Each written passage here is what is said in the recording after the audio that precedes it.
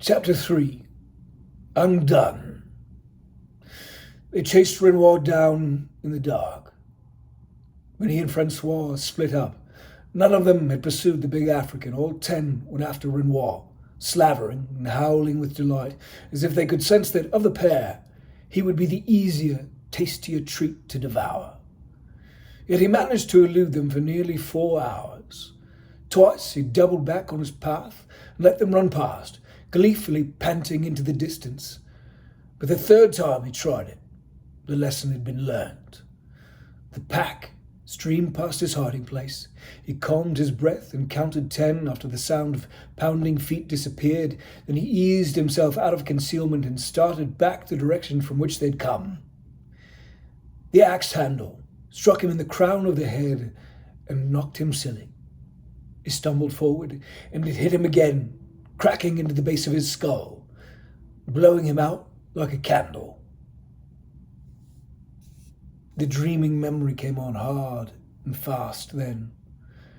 Renoir was in his own parlour sipping a café au lait when the steeple bells began ringing. There was something communicated in the rhythm of the Liège church bells that was askew.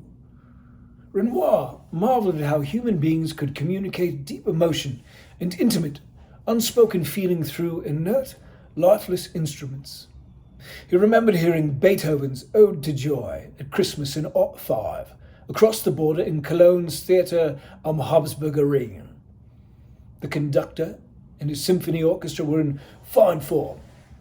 Renoir felt the emotion moving like electricity, arcing from the conductor into the musicians, through their bodies and into their hands, from their hands into the strings and bows, brass and wood, vibrating out into the hall and striking the audience in a visceral, emotional exchange. It was a singular experience, never repeated but sought for, and it changed the way he understood the relationship between artists and humankind. To touch another's soul, to move them from nothing to laughter, tears, sorrow, and joy, simply through physically imposed, artful expression, was a profound and divine thing. And now, whoever was ringing the Liège cathedral bells was communicating all their feelings directly to every resident of the city. It was not necessarily artful expression, but the emotion was coming through sharp and clear. It was terror. Renoir glanced at his Longines La Renommée pocket watch. It was 4 August 1914, and it was 10 before the hour. He read the paper daily. He knew the bell was not spelling out the time. It was spelling one word over and over again. D-O-O-M, doom. The Germans must have finally crossed the border and engaged the ring forts defending Liège. Renoir sighed. This would be bad for many, but it would likely be short-lived.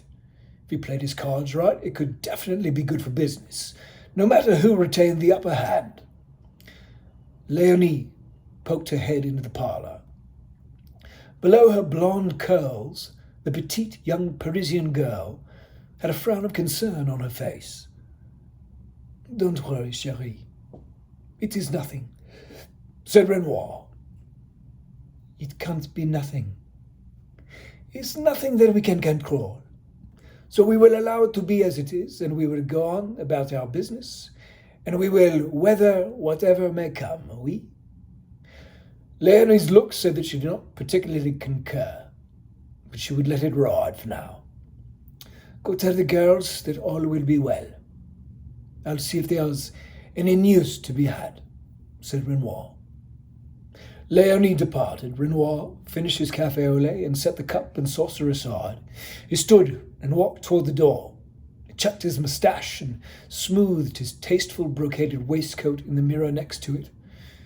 He packed his pipe with Semois tobacco and walked out onto the porch as he lit the bowl, puffing the pungent leaves until the smoke flowed thick and delicious into his mouth. The weather was lovely. Summer at its glorious peak. Yes, all would be well. Then he heard it. Distant, muffled pops of the 210mm guns in the ring fort.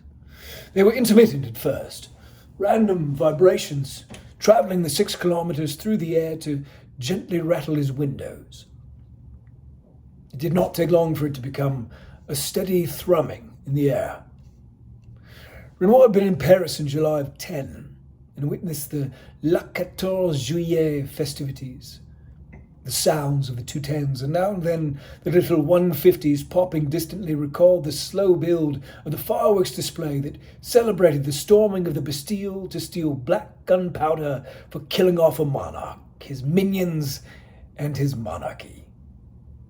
Senseless of all of this, he thought of the shining faces of the Belgian boys in uniform who had streamed through Liège over the past few weeks. They carried the bravado of young, dumb, overly enthused puppies. They had never even seen the teeth of an adult alpha, and so they were terribly excited to put their tiny canines into the big beast just as they did to each other, with reckless, stupid abandon.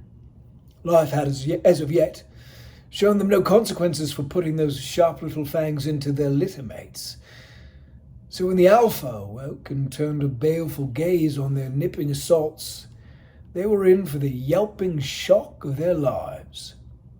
Later that afternoon, when the German 420mm howitzers and trench mortars began hammering the little forts, there would be yelping from the Belgian pups, that was certain.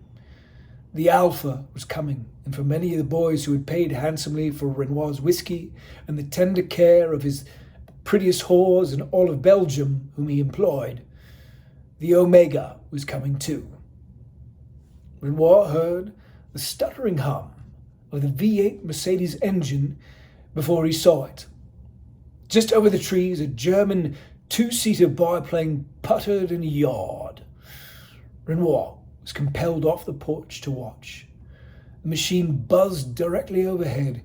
The goggled and leather-helmeted passenger leaned over the side and cast out a sheaf of papers, sending them plummeting down, fluttering and twisting in the plane's wake, fighting gravity as best they could and failing, until the leaflets scattered themselves in a mess over the cobblestones.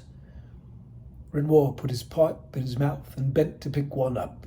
It read, "To the civilians of Belgium, we are not German machines. We are not here to murder your children. This will be over soon. Remain calm. All will be well." Renoir chewed on his pipe stem and mulled over the message. 2 weeks later, it was all over, and it had all just begun.